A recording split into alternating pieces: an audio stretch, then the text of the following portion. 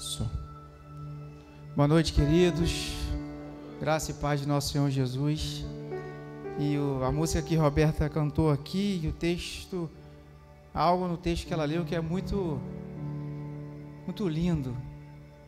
Eles não falavam, né, os apóstolos, a igreja primitiva, meu, era nosso pão de cada dia, nosso Deus, nossa comunidade, é nosso. A igreja não é minha, a igreja não é sua, a igreja é do Senhor Jesus, e por isso Ele é nossa, porque nós somos da família de Jesus.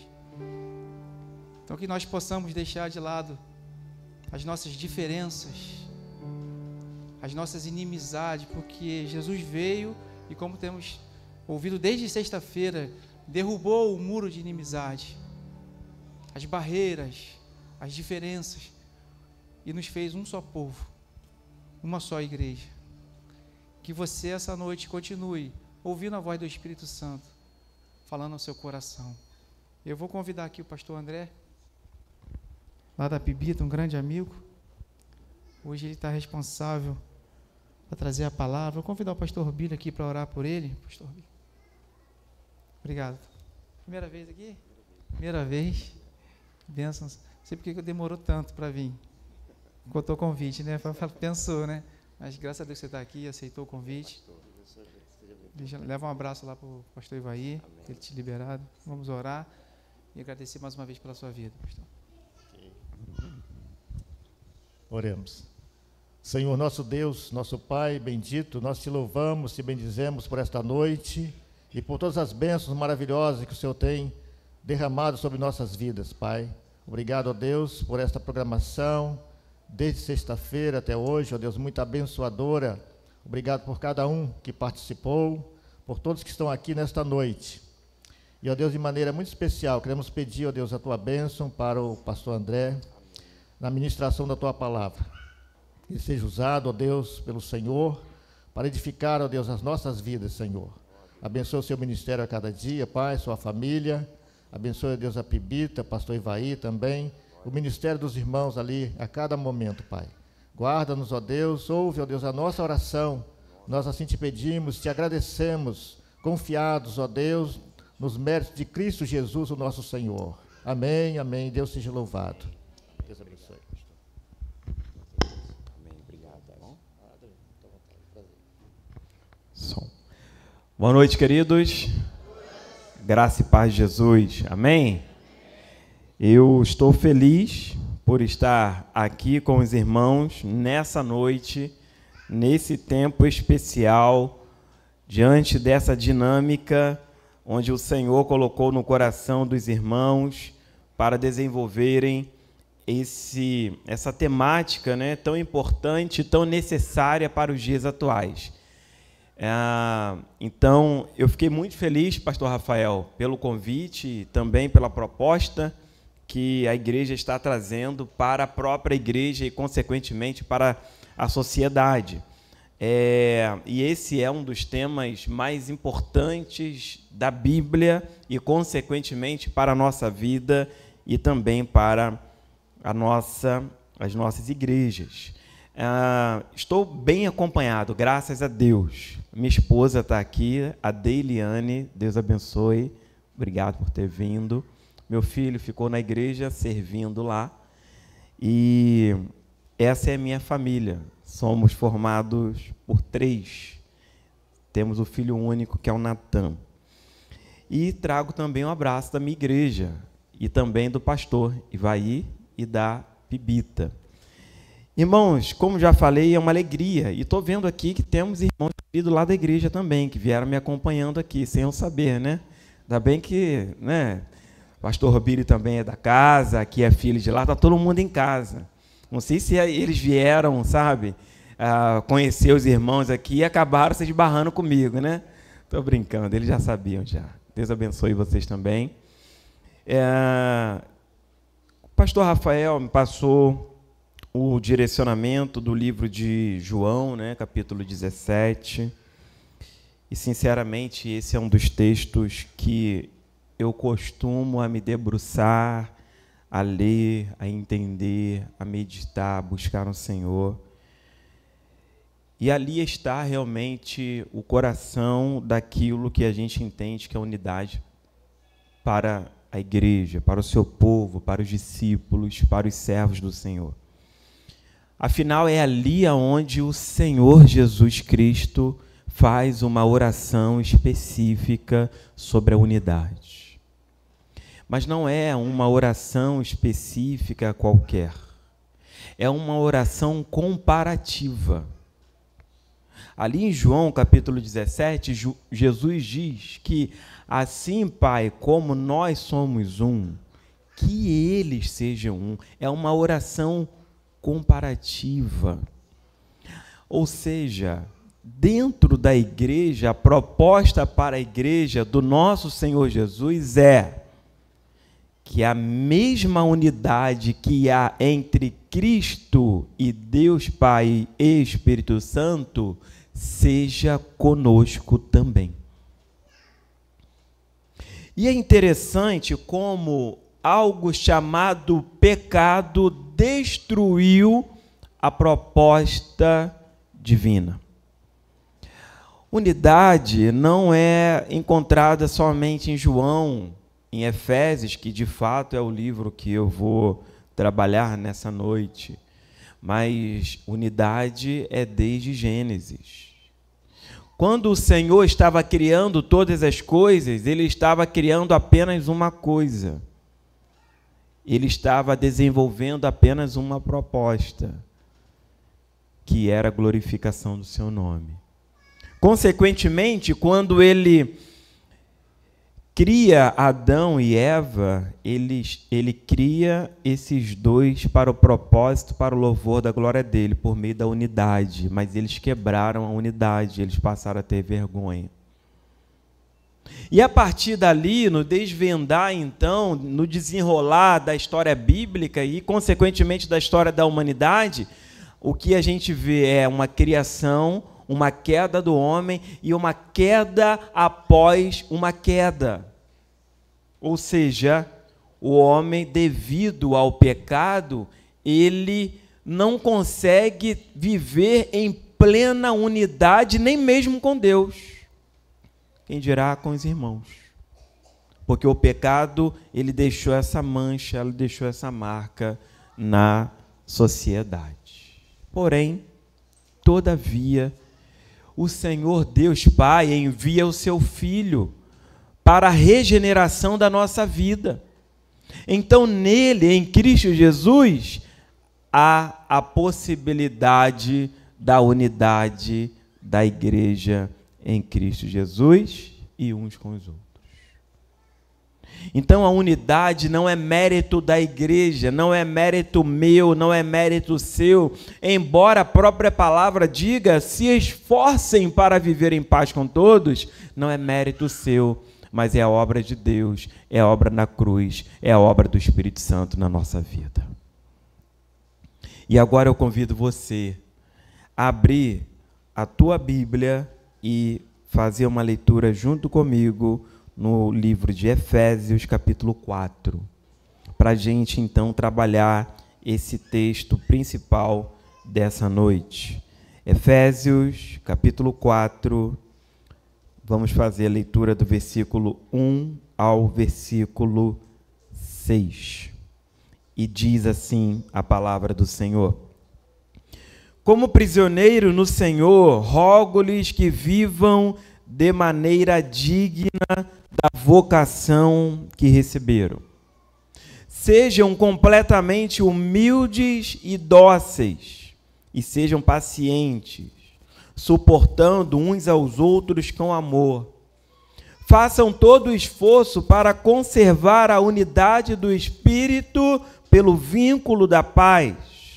Há um só corpo e um só Espírito, assim como a esperança para a qual vocês foram chamadas é uma só. Há um só Senhor, uma só fé, um só batismo, um só Deus e Pai de todos, que é sobre todos, por meio de todos e em todos. Amém? Você pode curvar a sua cabeça para a gente orar? Pai, nós lemos a Tua palavra e nós sabemos que ela é luz para os nossos caminhos. E somente no caminho do Senhor nós queremos prosseguir. Então, diante disso, amado Deus, por meio do poder do Espírito Santo que opera em nós, guia a nossa fala e também os nossos ouvidos ao centro da Tua vontade. E abençoe cada vez mais essa igreja com a Tua unidade. Oramos no nome que está acima de todo nome, Cristo Jesus. Amém e amém. Meus irmãos, você leu, nós lemos aqui apenas uma parte de todo um capítulo muito importante para a vida da igreja. Certamente vocês já leram, já releram, já recebeu palavras abençoadas acerca desses versículos que lemos. O versículo 1 é uma demonstração clara do estado de Paulo naquele momento. Paulo estava preso. Inclusive, essa é uma das suas cartas da prisão. Paulo estava preso. Ele estava preso por uma prisão religiosa da época. Todavia, ele estava liberto em Jesus Cristo. E ele continua se apresentando, dizendo que ele era um prisioneiro, mas ele roga. O que é rogar? É clamar, é pedir, é orar.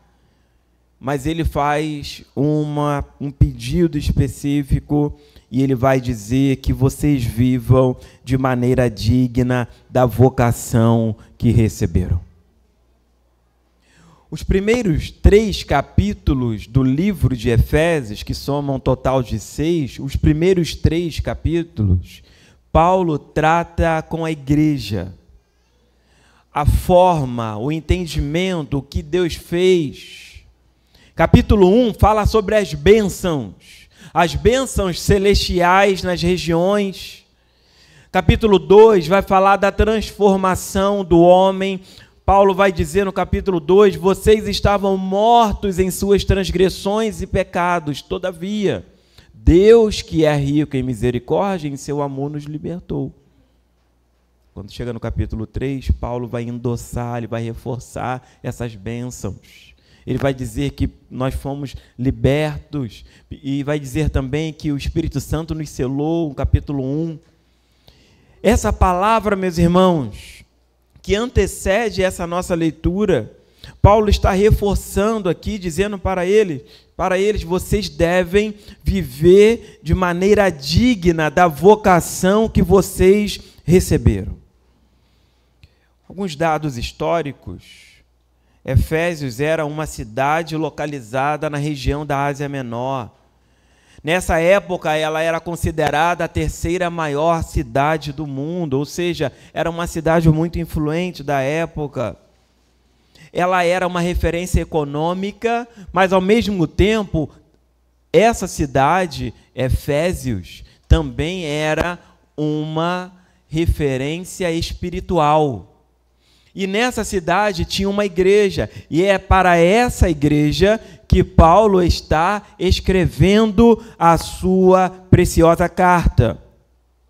Paulo estava preocupado, porque nessa cidade, porque nesse local, tinha uma influência religiosa muito grande. Nesse local tinha lá um templo de adoração à deusa Diana, que era conhecida na época como a deusa da fertilidade. Aquelas pessoas que tinham o desejo de ter filhos, mas de alguma forma não conseguiam, faziam as suas preces, as suas orações e chegavam até esse local. Mas muito mais do que isso, os sacerdotes, as sacerdotisas daquele templo da deusa Diana eram utilizados voluntariamente para a imoralidade sexual a fim da reprodução. Agora Paulo está dizendo para aquela igreja que estava nessa mesma cidade: vocês devem viver de maneira digna da vocação que vocês receberam. Era provável que alguns irmãos, ao final do culto, saíam e iam até aquele local, aquele templo, para também fazer as suas preces. Paulo está tratando isso com aquela igreja. Aquela igreja passou a ser também uma igreja importante.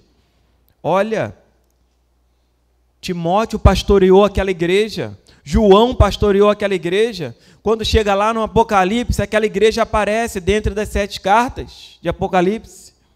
É importante, foi uma igreja importante, e Paulo está tratando de maneira muito pontual com aqueles irmãos.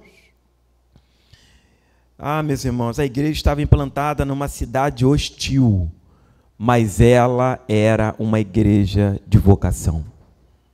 Não importa onde a igreja está implantada, o que importa é o Deus que opera nessa igreja.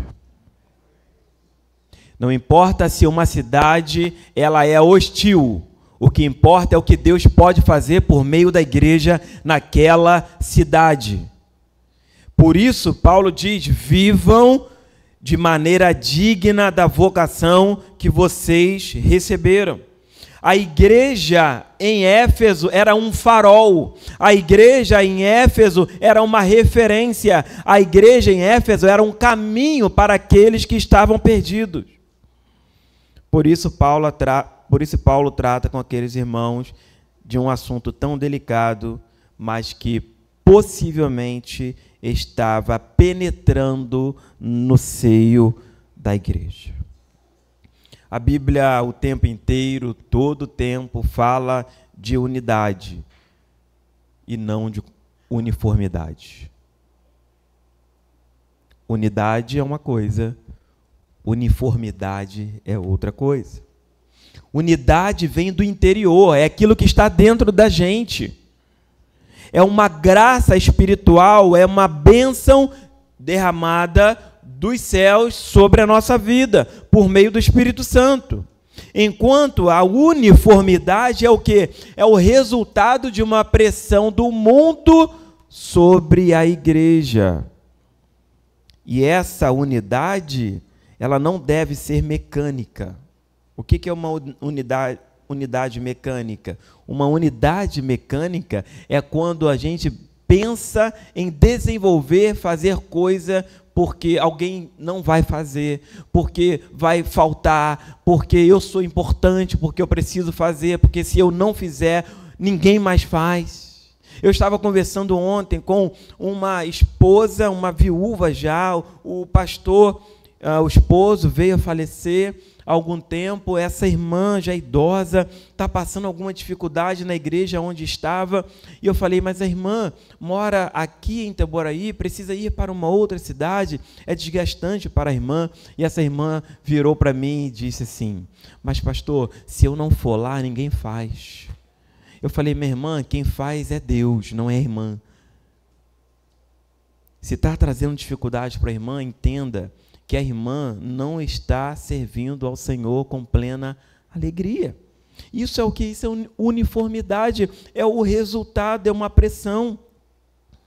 Queridos, unidade é algo orgânico, natural, sadio, espontâneo. Uniformidade é quando tem pressão. Tipo, sabe, tem que fazer, eu sou obrigado a fazer. Eu tenho que realizar algo, eu tenho que potencializar cada vez mais. Não, a unidade é algo divino, é algo orgânico. Foi lido aqui o livro de Atos, capítulo 2, o que mostra sobre aquela igreja. Ela era uma igreja orgânica. As pessoas oravam, as pessoas estudavam, as pessoas vendiam as suas propriedades para abençoar os outros. Sabe o que é interessante? Que aquela igreja primitiva, a igreja de Jerusalém, passou tanto aperto, tanta dificuldade, que ela passou a ser ajudada por uma outra igreja que ela mesma fundou indiretamente, a igreja de Antioquia.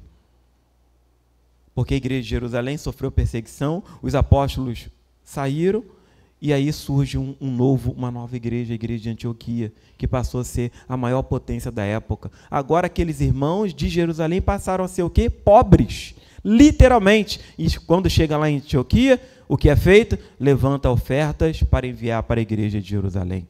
Veja o que é unidade orgânica.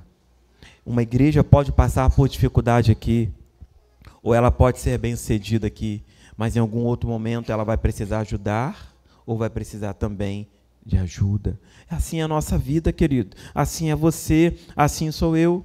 E a minha pergunta-chave para essa noite é: quantas influências temos sofrido do mundo que são capazes de colocar em risco a nossa unidade?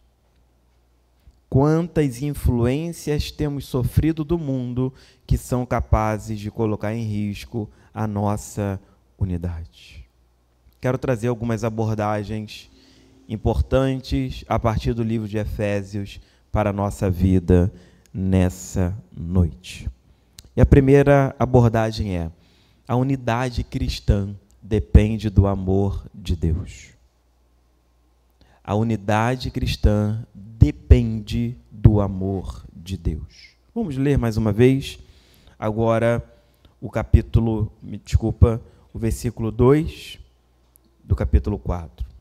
Diz, vou ler o 2 e o 3, diz: sejam completamente humildes e dóceis, sejam pacientes, suportando uns aos outros com amor. Façam todo o esforço para conservar a unidade do Espírito pelo vínculo da paz.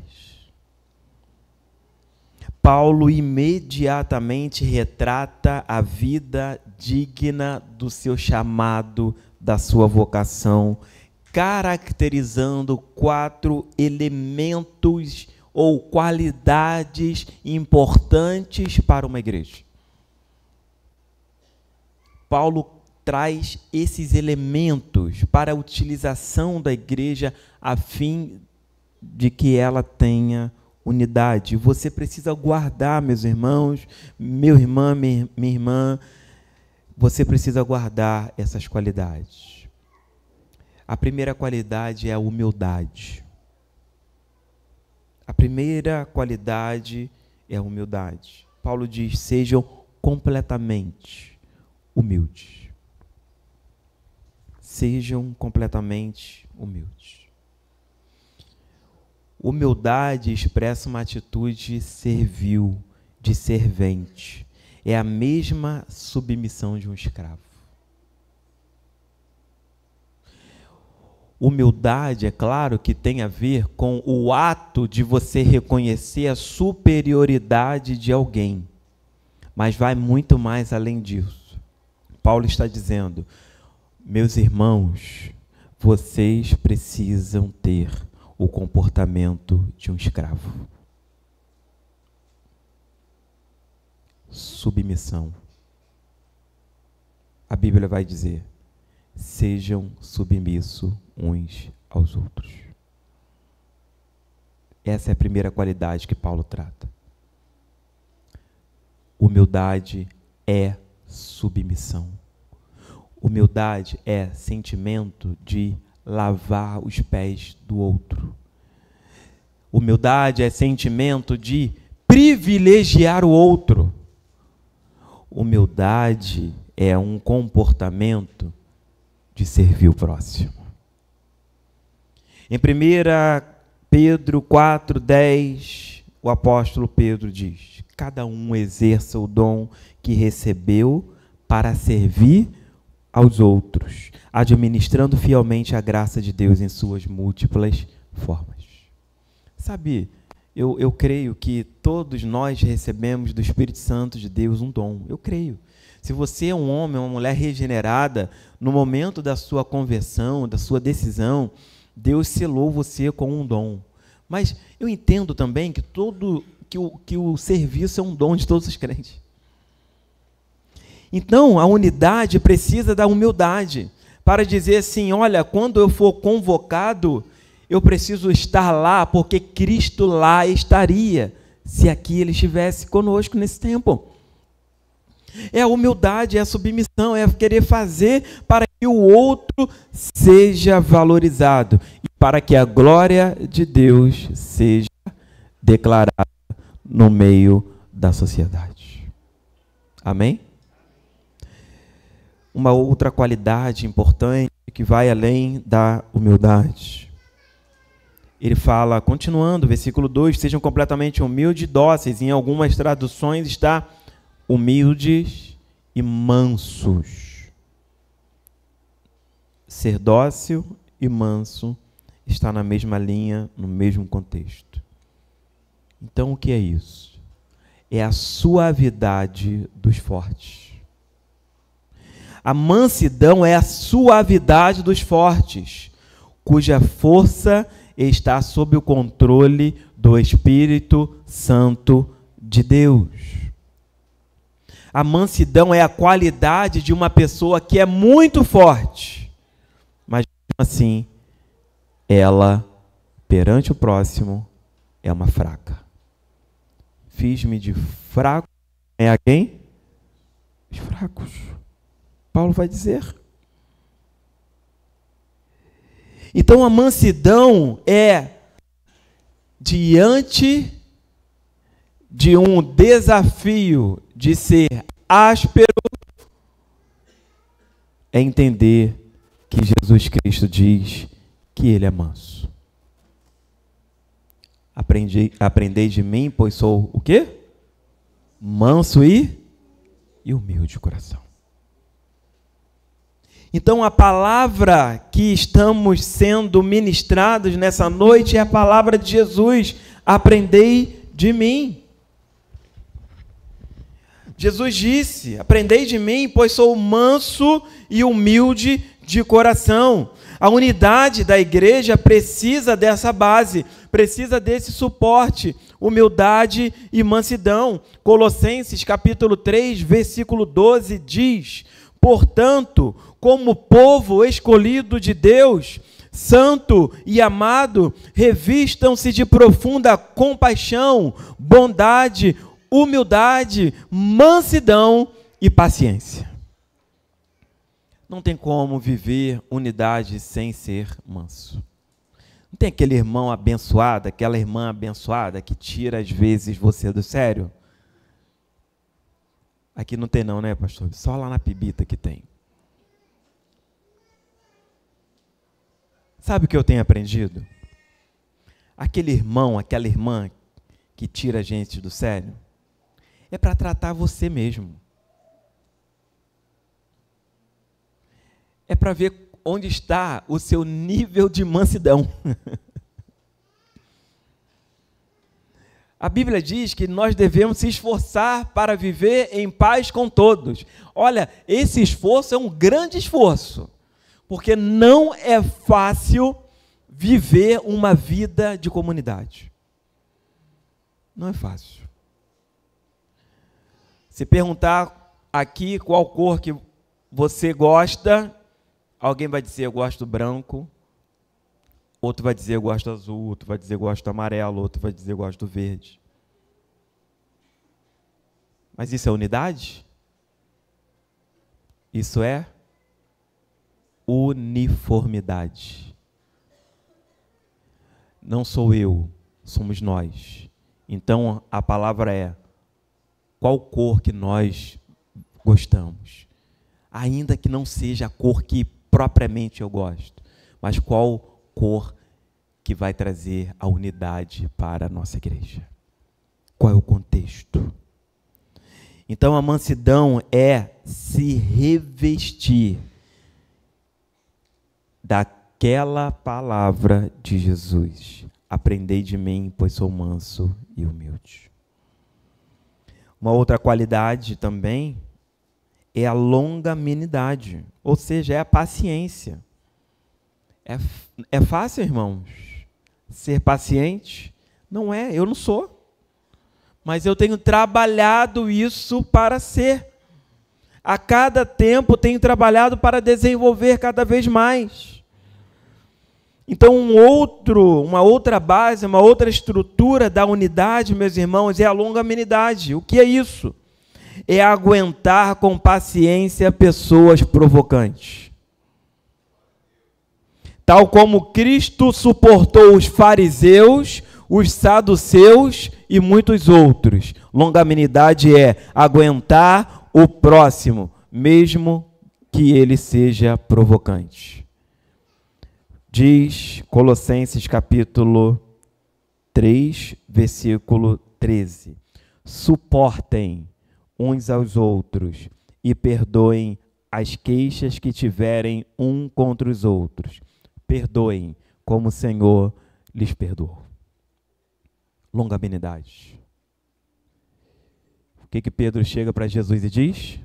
Senhor, quantas vezes devo perdoar o meu irmão? O que Jesus responde para ele? 70 vezes 7. Não é a nossa matemática, mas é uma matemática infinita.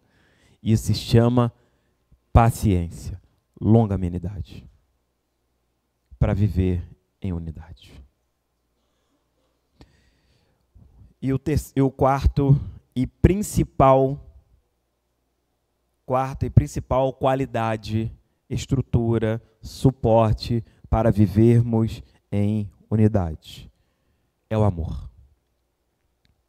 É o amor. Ele continua dizendo: sejam completamente humildes e dóceis, sejam pacientes, suportando uns aos outros com amor.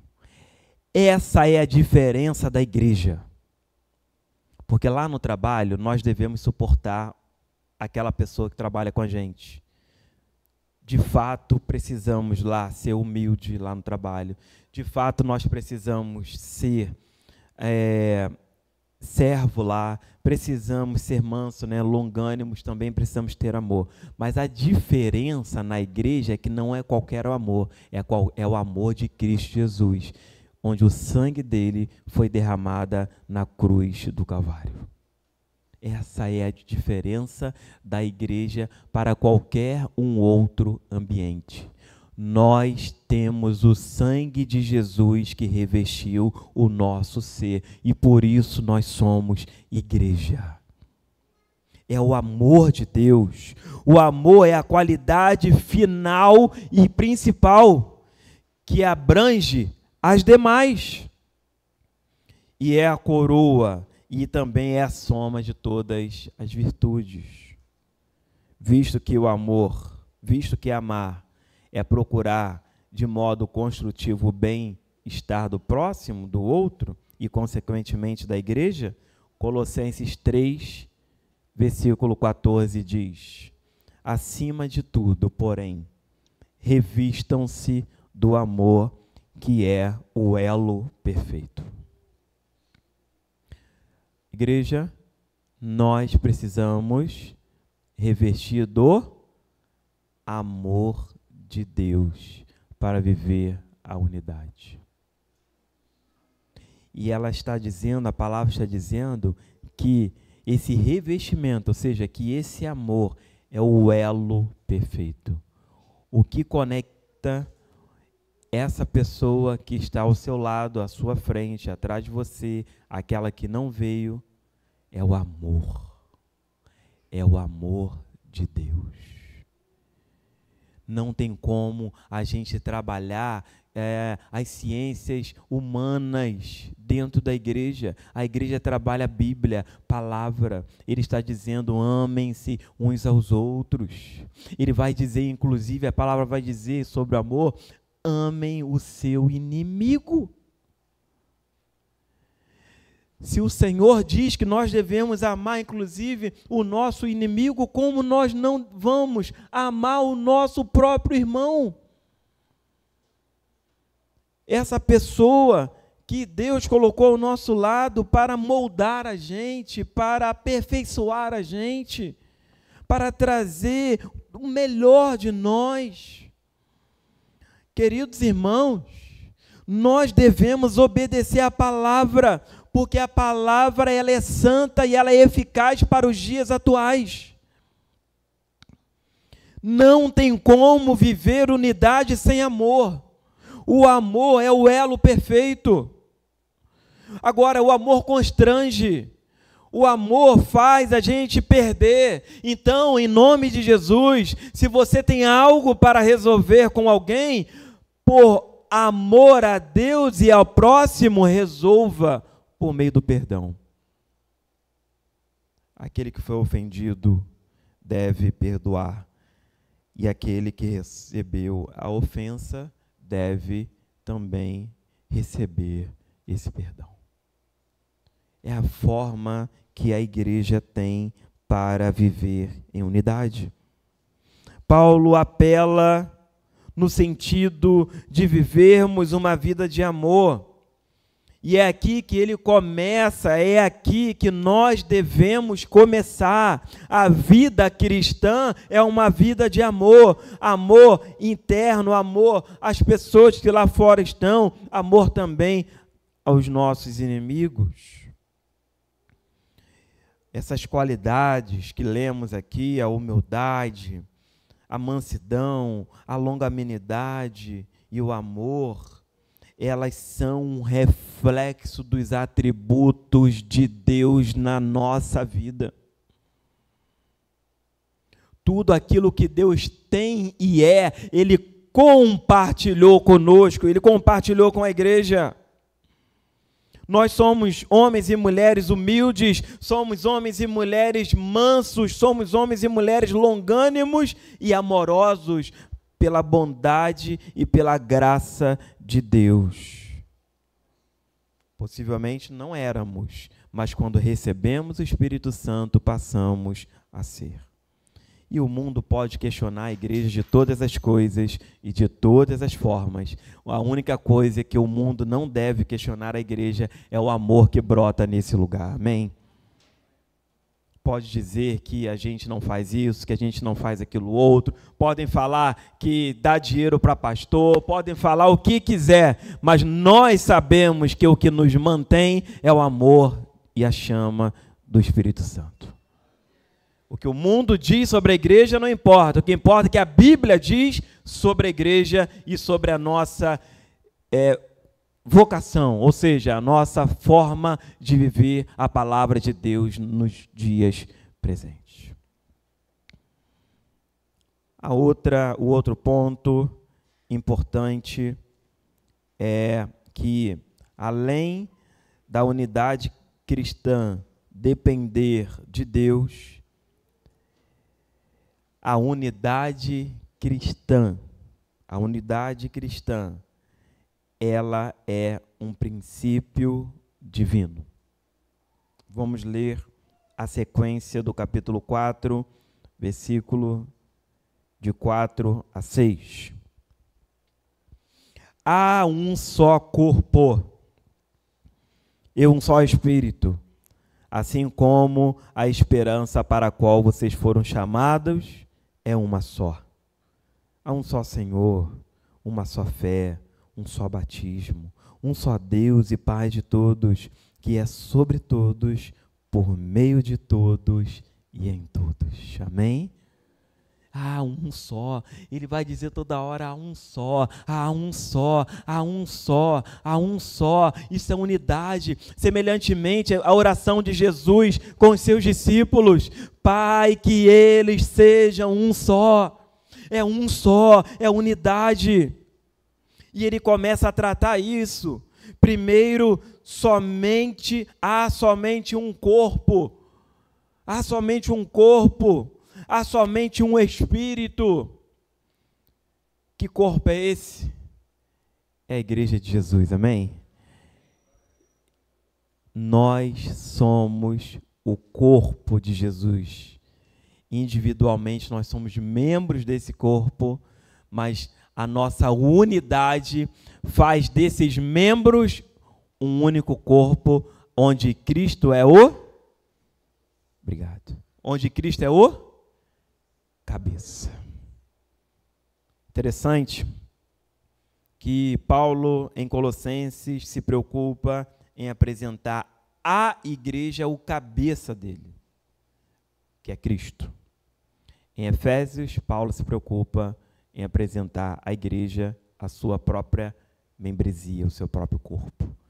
É como se Paulo estivesse juntando Efésios, Colossos e Colossenses, que têm semelhanças, são muito parecidos, e falando a uma coisa só: cabeça e corpo. Nós somos membros de um só corpo, que é a igreja de Jesus. A igreja é o corpo de Cristo. Para os tempos presentes, a igreja é uma instituição. Ela é uma organização. Ela tem até CNPJ. Porque é uma exigência pública, correto? Nessa época não tinha essa exigência. Na China não tem essa exigência. Nos países latinos também não existe essa exigência. Isso traz até um sentido melhor de uma igreja orgânica. Todavia, nossa igreja, ainda que brasileira, ela é sim o corpo de Cristo, que foi composto lá atrás por judeus e gentios, e hoje em dia ela é composta por gentio dos gentios, que somos nós. Ou seja, não há separação na igreja. Jesus Cristo uniu a todos por meio do Espírito Santo. Paulo trata isso lá na carta de 1 Coríntios, capítulo 12, verso 13, que diz: pois em um só corpo todos nós fomos batizados em um único Espírito, quer judeus, quer gregos, quer escravos, quer livres, e a todos nós foi dado beber de um único Espírito. Amém? Não existe mais separação entre judeu e grego. Não tem separação mais entre preto e branco, entre rico e pobre e assim por diante. Deus vê o corpo de Cristo, Deus vê a membresia, homens e mulheres regeneradas e restauradas para a glória e para o louvor dele. E é isso que promove a unidade da igreja, o sangue de Jesus nos lavando, ou seja, éramos pecadores, todavia agora nós recebemos a vida de Deus. E agora devemos, pelo elo do amor, nos unir, juntar cada vez mais. Em segundo lugar, além de haver um corpo apenas, em segundo lugar, há uma só fé. Amém? Em quem você crê? Em quem eu creio? Em quem nós cremos? Há uma só fé em quem? Em Cristo Jesus. O que a palavra vai dizer? No capítulo 2 de Efésios, capítulo 8, vocês são salvos pela graça por meio da fé.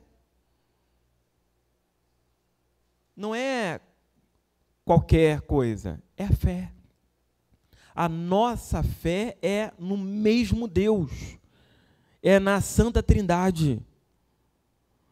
Então, além dele dizer sobre a fé, ele vai dizer, também é um só batismo. Entenda, meus irmãos, que Paulo não está falando do batismo aqui do mergulho, mas está falando do batismo do Espírito Santo. Confirmo isso para vocês. Efésios capítulo 1, verso 13 diz: quando vocês ouviram e creram na palavra da verdade, o evangelho que os salvou, vocês foram selados em Cristo Jesus com o Espírito Santo da promessa. Está falando de um mergulho em Deus por meio do Espírito Santo. Nós fomos batizados pelo Espírito Santo no ato, no momento da nossa conversão. Então, há um só batismo. Algumas outras denominações trabalham com batismo além da imersão. Nós cremos na imersão, biblicamente. Mas aqui o apóstolo Paulo está fazendo uma defesa da fé e, consequentemente, do batismo por meio do Espírito Santo.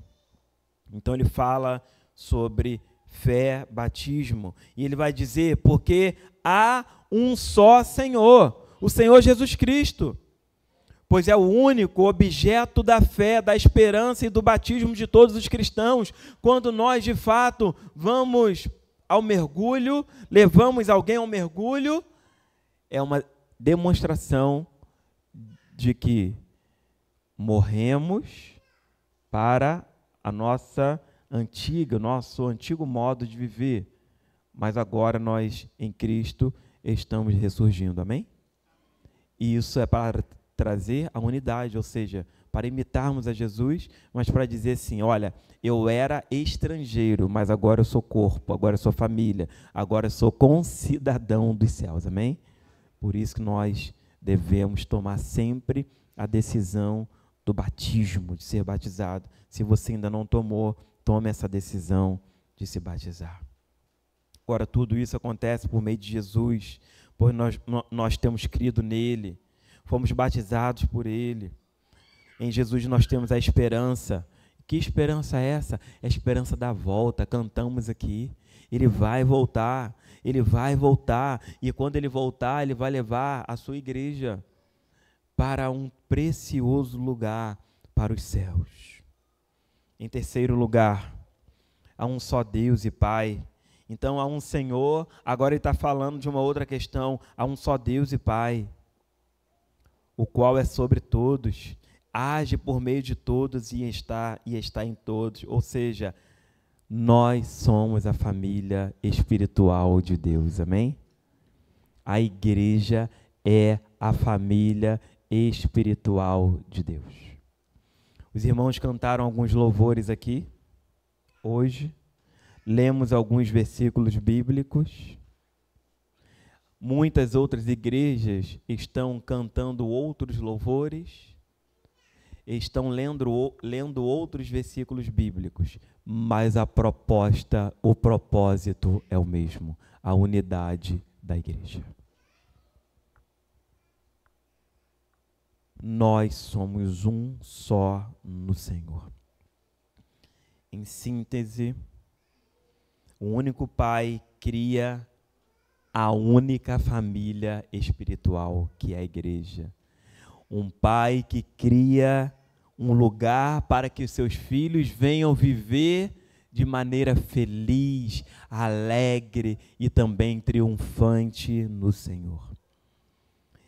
O único Senhor que cria a fé, é o único Senhor que cria a esperança, que cria o batismo, mas também cria o seu próprio corpo e faz desse corpo a sua própria casa, a sua própria moradia, porque a palavra vai nos dizer que nós somos templo do Espírito Santo de Deus. A unidade da igreja é a suprema manifestação da Trindade. Em suma, é a sua plena criação. Por último, eu gostaria de dizer aos irmãos, a igreja, a unidade, é um propósito estabelecido por Deus. Talvez você já tenha ouvido falar sobre muitos propósitos, inclusive da igreja. Mas a oração de Jesus, no capítulo 17, Efésios capítulo 4, mostra para mim que a unidade da igreja é o principal propósito de Jesus para todos nós. Porque uma vez que somos unidos, nós utilizaremos todas as nossas forças que vêm do Senhor para enfrentar as lutas do inferno deste mundo. Pois se não utilizarmos a unidade que o próprio Senhor estabeleceu, estaremos fracos e o inimigo pode, inclusive, trazer dificuldade para o nosso seio. Portanto, meus irmãos, vivam em unidade, vivam no propósito de Jesus. Quando as coisas difíceis vierem na tua vida, quando as situações adversas vierem na sua vida, lembre-se da oração de Jesus. Eu e o Pai somos um. E a minha oração é que eles em mim sejam um. A unidade da igreja é o principal propósito de Deus. Eu encerro então esse tempo com a última fala e, consequentemente, uma oração. A unidade da igreja, ela é conduzida pelo Espírito Santo, que habita em nós, amém? As qualidades, que são a humildade, a mansidão, a longanimidade, o amor, são o elo que manterá as nossas diferenças mais em unidade, com o propósito de glorificar a Deus. Ser unidos significa ter apenas um Deus, que é Pai, que é Filho e que é Espírito Santo. Se você entendeu essa mensagem e de maneira digna da vocação na qual nós fomos chamados, você se põe de pé que eu quero orar por você. Orar por nós. Porque ainda que eu não seja membro no papel desta igreja, nós somos membros da mesma igreja, amém? Porque o nome não diz quem é a igreja. O que diz se somos igreja é se nós reconhecemos a obra de Cristo na nossa vida.